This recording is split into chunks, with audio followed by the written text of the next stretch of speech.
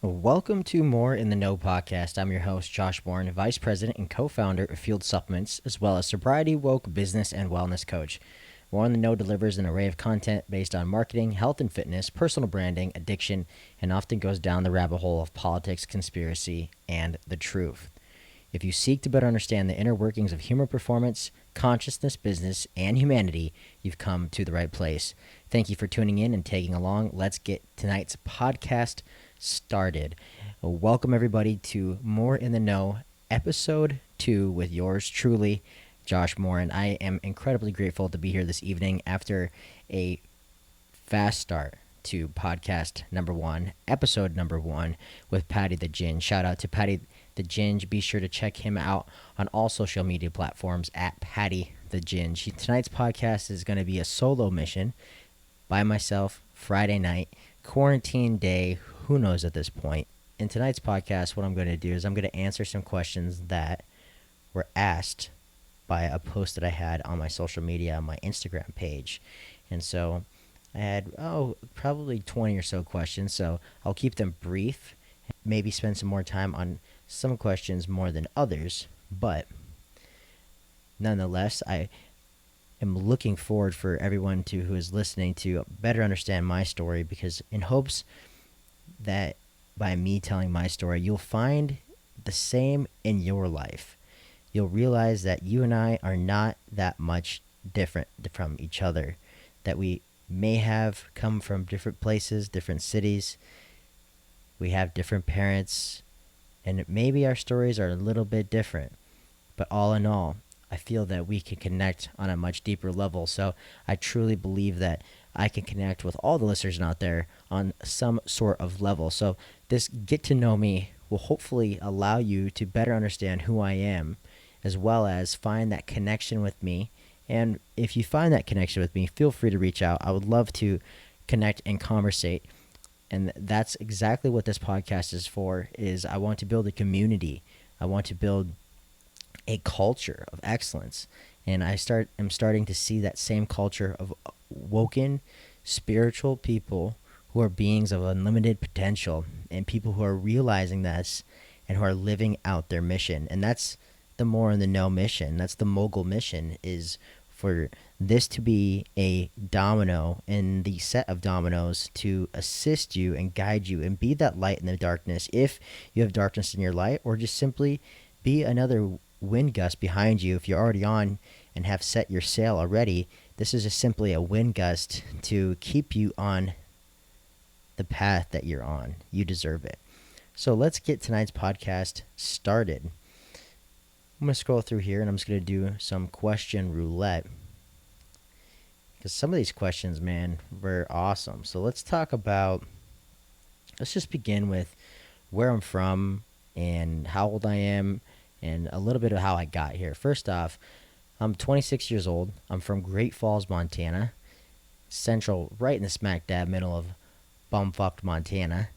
Born and raised in Great Falls, graduated from Great Falls High School, and then I moved down to Arizona, to Tempe, Arizona, and on a wrestling scholarship to wrestle for Arizona State University. I ended up having 4 back surgeries my freshman year of college, which I will get into at some point and share that story. I had 4 back surgeries my freshman year of college, which essentially ended my wrestling career. But then the second year, I had a medical red shirt. So I stayed down there, went to Arizona State for 2 years. And then after my second year, I was involved in a network marketing company called Vima.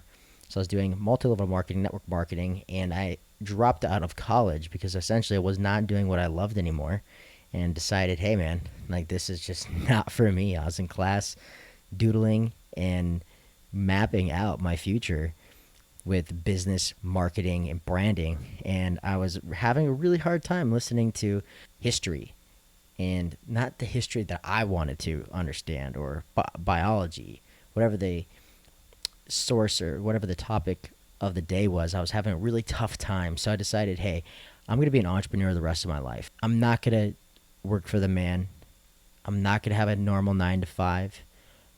And when I was 18 years old, I wrote in the back of a notebook that I'll never work a day in my life. And here I am, 26, happy and grateful, incredibly grateful to be still in the position I am, and And regardless of where I have been financially, I've always found a way to never work a job. Getting back on track, I dropped out of college at Arizona State University. I lived down here for a year. I did door to door sales, selling solar. Door to door sales is the highest form of sales, which taught me a lot about myself, a lot about sales, a lot about communication, a lot about people. After that, I decided, hey man, my life really wasn't what I wanted it to be. I was missing a crucial part, and that was wrestling. So I moved to Orem, Utah. I lived in Orem, Utah for a year. I coached wrestling at West Jordan High School with my best friend, Valian Rouser. I met this beautiful girl from the Midwest. She moved in with me, and then her and I ended up deciding to be and live the hippie lifestyle. And that's when I grew my hair out, grew my beard out, didn't wear any shoes, smoked one too many joints. That's something that I'm definitely grateful that I was able to live those years with her, traveling the world. We moved to Kauai, Hawaii, and I lived in Kapa'a.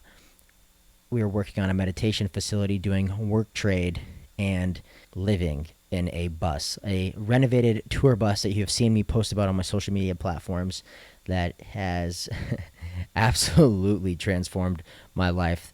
The few years that I was a broke ass hippie, no shoe having, bearded, long haired, free spirited man taught me so much about life. I did completely detach myself from money, detach myself from success, let go of the ego that dominated my subconscious mind for so many years through wrestling. Fast forward, her and I broke up. I came back. I spent some time over on the Pacific Northwest in Portland, where my mom and sister live. Came back home, moved to Bozeman, Montana, and decided a year and a half ago to move back down to the Phoenix Valley. So here I am in Glendale, Arizona, tuning in from this podcast on a Friday night, quarantine day, who knows? And that's what brings us here. So maybe you can find some sort of connection amongst my story there. I'll get deeper into that story and those parts of the story because it's a very, very long one here and there during this podcast. So if you want to learn more or any of those topics that I talked about or any of those parts of the journey really resonate you as a listener, please reach out to me and I'd love to speak more on that. So let's start with a couple light ones here. So if your life was a book, what would the title be? Oh, that's easy. The Mogul Mission. And if you don't know what a mogul is, it's somebody who is at a place of status that does not seek the fame. And that's what I really truly believe that my mission is that I want to acquire a culture and really build my influence with people, build an army of believers. But I'm no better than the next guy. And although that I'm the one leading the army, is that there's many people that are part of my army leading their own army, and as we come together as one, as a collective, we can accomplish a lot more. So that's my mission, the Mogul Mission. Let's see what's next here. What was your college wrestling career like? I came down to Arizona State on a wrestling scholarship. I was a two-time Montana State champion. My senior year I went 44-0, and I was pretty green coming out of high school, ready to rock and roll in college. They were about to take me out of a redshirt year because I was beating the starter at the time and hurt my back. Yeah, hurt my back. I'll get into that complete story at one point, but I ended up going through a lot of pain and a lot of trouble for about 7 or 8 months where I had chronic sciatic impingement. So my sciatic nerve was impinged on both sides by my disc in my L4, L5. So I was having shooting pain all the way down to my feet for 7 months. Every single day, shooting pain from my lower back, my butt, all the way down into my toes all day long, every day. And talk about debilitating. Talk about going from essentially being in the best shape of my life as a Division I athlete, 133 pounds, getting ready to come out of a red shirt, to barely being able to put my socks on. And that's a story that I'll get into at some point, but it was a tough time. So college wrestling was not exactly what I had planned, but God's got a greater plan. All right, let's see here. What else we got on the list? My thoughts on drinking and smoking weed.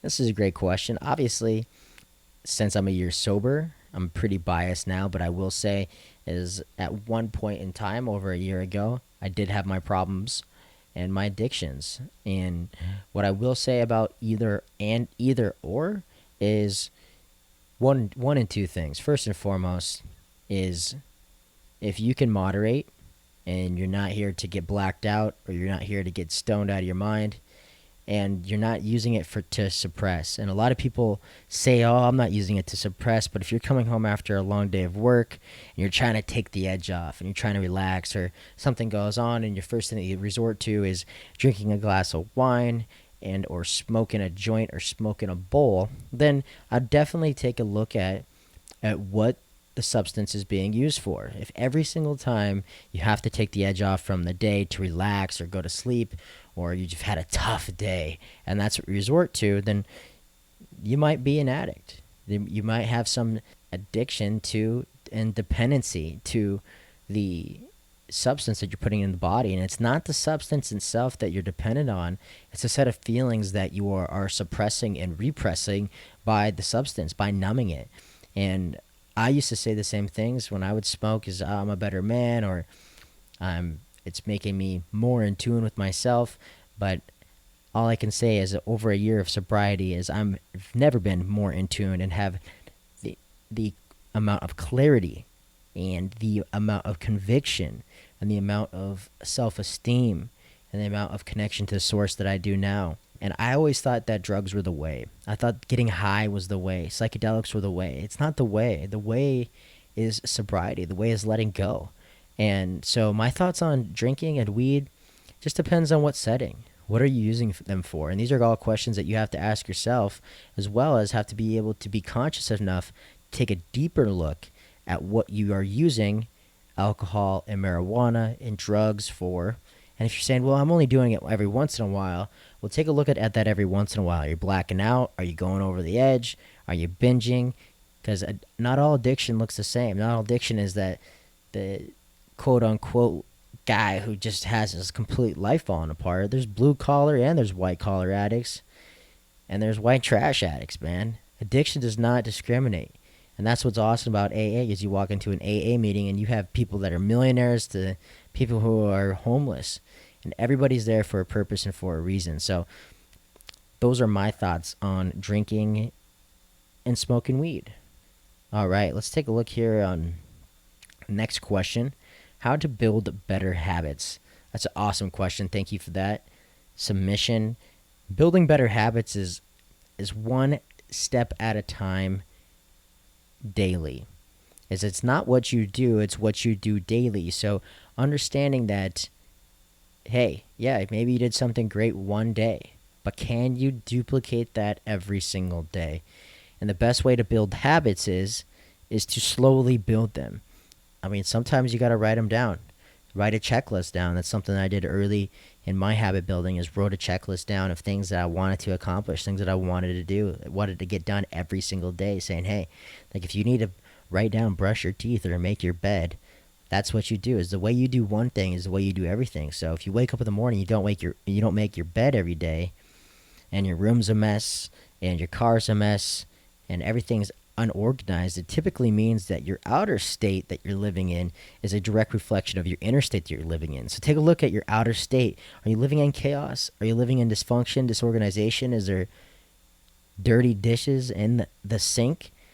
Or is the kitchen clean? Is your bathroom clean? Your bed made? And your office and room organized? Is the laundry folded, or is it still in a big pile on the couch? Now, I ask you this is because the way that you do one thing is the way that you do everything. So if you want to build better habits, start at those things that you can see consciously now, and the rest will follow. This is a great question. As a lifelong competitor, what do you think you'll push yourself to do or compete next? Phenomenal question. I attempted to make a comeback this year and wrestle 133 pounds in NAIA for Arizona Christian University. I tore my ulnar collateral ligament, my UCL. It's the Tommy John's injury, and I've been rehabbing as well as working out without getting the surgery. So the UCL reconstruction, Tommy John's surgery is very invasive. Elbow reconstruction is about a year or more recovery time, and right now I do not have that type of time and or energy to devote to that. And honestly, man, I've really just been able to get by with doing what I know is right to heal my body, and I feel that it's doing well. It's responding well. Not every day is perfect, but each and every day I'm committed to making sure that I'm doing the right things necessary to put myself in a position to win later on. As a lifelong competitor, I do not ever see myself competing in any sort of event again. Wrestling, I will not compete in. Lifting or working out, I'm no longer driven by my ego. I don't need to win. There's no wins and losses in my life. Each and every day I wake up and I produce. Each and every day I wake up and I put that same amount of energy, effort into my business, into my coaching, into my development as a human being, into my interpersonal relationships with myself, into the personal relationships that I have with my friends and family, how I act towards others. What I do daily is now my competition, because I know that I have 5 more levels. That's one crazy thing once you start to become very self-aware, is you can really dial in and become conscious of your life and say, wow, these are the areas that I can improve. But it takes that self-awareness, it takes that rigorous honesty to be able to look into your life, be able to look at your habits, how you're living, who you're hanging out with, and say, man, I'm really fucking up in this area, or I'm really slacking off right here. And that's the conversation that you must have with yourself. And if you don't have these conversations with yourself, or if you do have these conversations with yourself and then you know that you're fucking up and you know that you're not doing what you should be doing, and you continually, blatantly go against that inner voice, your consciousness, that angel on your shoulder, and you continually look towards the devil. I always say the devil is doubt. The devil is fear. The devil is anxiety. The devil is procrastination. If that's what you turn to consistently, you'll continually have the same result over and over again. So each and every day, I'm not competing. I won't get into competition anymore. I'm letting go of awards, achievements, prizes, status. No longer is that me. What I am is a coach and mentor. I'm a business leader. I'm a better lover. I'm a son. I'm a brother, and I'm a phenomenal friend to the friends that I have in my inner network, and that's what pushes me each and every day, and that's my motivation. My path from mountain man to supplement industry and influencer. So I touched on it a little bit earlier, but for a long time, I really found myself getting lost in the mountains. I was getting lost to find myself, essentially, going deep into the mountains, spending 3, 4, 5, sometimes a week in the mountains, isolated, away from people, away from technology, no phones, no computers, just me and myself, maybe a couple buddies, a couple joints, a fishing pole, the open flames of a fire, and this urge to really look inside and self-discover. In the mountains is really when I found out who I was as a person, because my entire life I was so driven to wrestle. I was so competition oriented, and I had no time to think for myself. But it wasn't until I got hurt that I had time to think for myself, time to wake the fuck up and realize what this life is. And I've truly believed that I've experienced multiple awakenings through my life, and one of which was when I first got injured. Eckhart Tolle talks about having literally a raise in consciousness because you're letting go of a pain body. And I went through so much pain and so much discomfort when I was having my back surgery. It literally transcended my consciousness and woke me up as a human being. And so I went from this place of spending so much time in the mountains, which was incredible. I loved absolutely every single minute of being in the mountains. Went on Discovery Channel on a show called The Wheel. The Wheel was a survival show in South America, and I'm not going to go into details on this podcast, but I will on a later date. Essentially, I spent 3 weeks freezing and starving my ass off. I lost 30 pounds in 3 weeks, and when I was on that show, I was pretty much by myself. I was by myself, and I had this notebook, and when I was out there, that was my last hurrah in the mountains, of saying, well, all right, Josh, you're 23 years old. What the fuck are you doing with your life? You just broke up with your girlfriend. You guys were supposed to move to the Philippines. You were supposed to travel all over the world, maybe to Australia. But you moved back from Kauai, Hawaii, living in a tour bus, living that hippie lifestyle. into your dad's basement, but you got granted this opportunity to be on Discovery Channel. What's next for you? And these are conversations that I've had with myself, and I was out freezing my fucking ass off, man, in South America and Patagonia. I was freezing my butt off. I was starving. And once you put yourself in that starvation and freezing, and you're by yourself with no technology, no shower, no TV, no Netflix, no one to talk to besides yourself. Once you put yourself in that position, you only have one option, and that's to sit with yourself. That's what complete yoga is. Yoga is being able to sit through your pain, accepting it, being aware of it, and letting it go. And that's what I felt in South America. And I moved back from South America, wrote field supplements in my journal, and here we are 4 years later. What a transition's been from mountain man to supplement company owner, influencer, if you must say. I am incredibly grateful to have experienced such a wild life, and I'm really excited to be able to break down a lot of the stories that I have that not many people know. And I want to use this podcast to share those stories. And so the more questions that you have, and the more things that you guys want to know about my journey and my stories, I'd love to tell you. I'd love to tell you about South America and the wheel. I'd love to tell you more about the mountains and what we did there. I'd love to tell you about those experiences because it definitely shaped and formed who I am as a man and who I am moving forward in my life and my mission. Moving on here. Motivation for a healthy lifestyle. I must say that I've been very blessed. My entire life I've lived in a health-conscious family. Both my parents were part of the health and wellness realm, owned a supplement and tanning salon my entire life, and my mom was a very high-level bodybuilding competitor in the 90s, and both my dad and mom have been part of the fitness industry for a long time. My mom no longer is, but my dad, obviously, he works with me and is still actively involved in the fitness world. And so my motivation for a healthy lifestyle is I've got it all taken away from me. I've got it all taken away from me many times. I've been hurt and injured. I now have had 4 back surgeries, 2 knee surgeries, 2 dislocated elbows, a torn UCL on my right elbow, and a lot of sprains and strains in between that I can't even mention. So my motivation for a healthy lifestyle is that a body in motion stays in motion, and I will not let any of this stuff hold me back.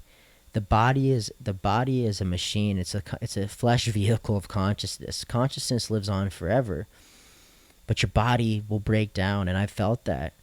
I didn't really understand what that meant until I got 25, 26 years old. And each day I'm reminded of those injuries. And now self-care is my number one motivating factor, because if I do not take care of myself, I just do not feel good. My back will ache. I'll sleep bad. When I sleep bad, I don't perform during my days. I'm tired. I'm achy.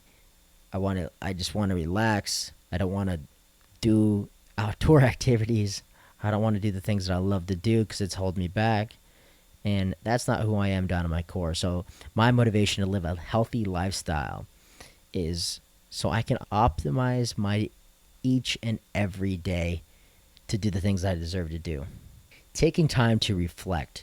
Man, life is about reflection.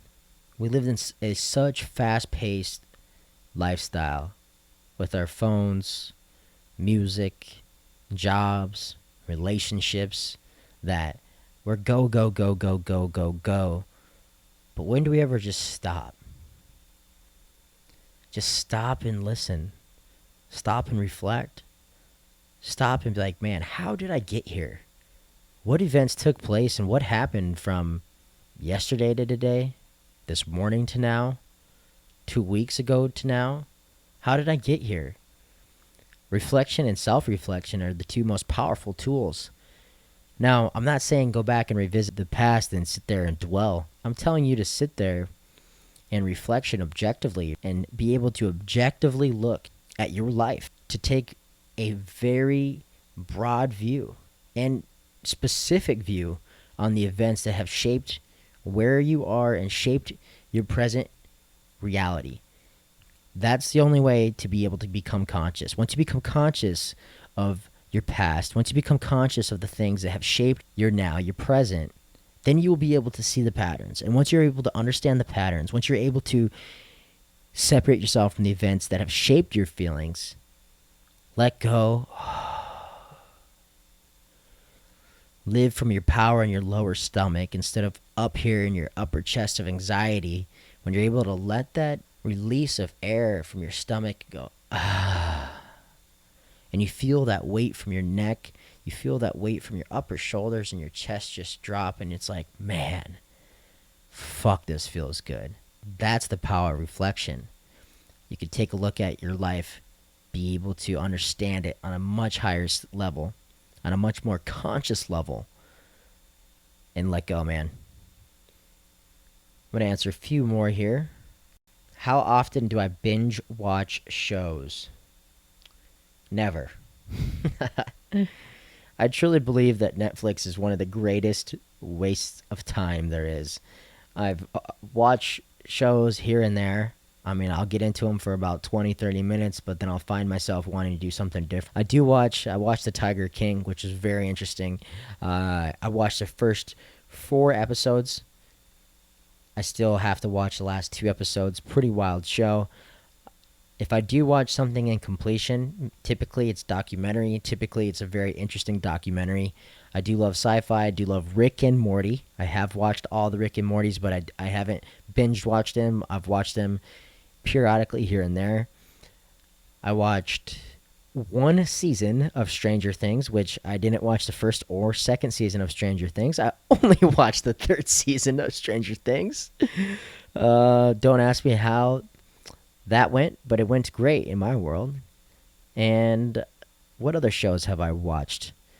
I love BoJack Horseman. I've watched every single one of those, but I will say is that I was so fucking stoned watching the first however many seasons. I believe there's 6 seasons. I was so fucking stoned watching those, I don't remember any of them. And I watched F is for Family and a really gnarly show, Brickleberry. So I know there's a couple that I'm missing. If I remember them, I'll come back to that question. I think this is to be the last question that I answer for tonight's podcast is what it means to be grateful and set affirmations. To me, gratitude is what makes the world go round. To me, gratitude is absolutely everything. Giving thanks, expressing thanks automatically increases and raises your vibration. If you ever feel lonely, if you ever feel unwanted, if you ever feel anxious, if you ever feel down, mad, or depressed, get on your knees and just start naming all the things that you're grateful for. I don't care if you pray to God, Allah, Buddha, Source, the universe, whoever. Express to the universe what you're grateful for, because that and what you're grateful for will come back to you tenfold. So if you are feeling lonely, be grateful for all the loving relationships that you do have, because there are some. There are some. Regardless, even at your darkest hour, there is something. There's something that loves you, and there's something that you love. So say what you're grateful for, because that will automatically set your intention and set your sail for where you're going. That and what you're grateful for will direct the direction of your life. That's exactly going to be the roadmap of what happens and what comes back to you in a tenfold. Every single night and every single morning and throughout my day, I will say thank you. I'll be driving down the road. I'll be listening to a song, and I'll say, man, thank you, God, for this song. Thank you for all these beautiful people in my life. Thank you for the transformation that you've allowed me to have and overcome and adapt and change and live this life that I deserve. Thank you, God. Thank you for surrounding me with such wonderful people who have unconditional hearts. Thank you. And sometimes I'll break down and I'll start to cry. I'll start to tear up. And these aren't tears of sadness. These are tears of joy, because when you really start to break down what you're grateful for, like I'm already getting right now, I'm just filled with love and power and passion and inspiration. Every time that I start to think of what I'm grateful for, it's like, man, dude, life is fucking awesome. Life really has this wholesome feel to it. And to me, that's what makes the world go round. That's how you gain that inspiration. That's how you wake up each and every day and are inspired. You express that gratitude to the universe, and what that gratitude does is it brings back exactly what you're gratitude for, and tenfold and more. And when you do that, when you allow yourself to be in that space, when you open yourself and your heart to this receptive space to be able to receive, then you can easily and freely give. You cannot give in that which you do not have. So you must first obtain love to give love. You must first grant yourself forgiveness before you can forgive others. See the pattern here?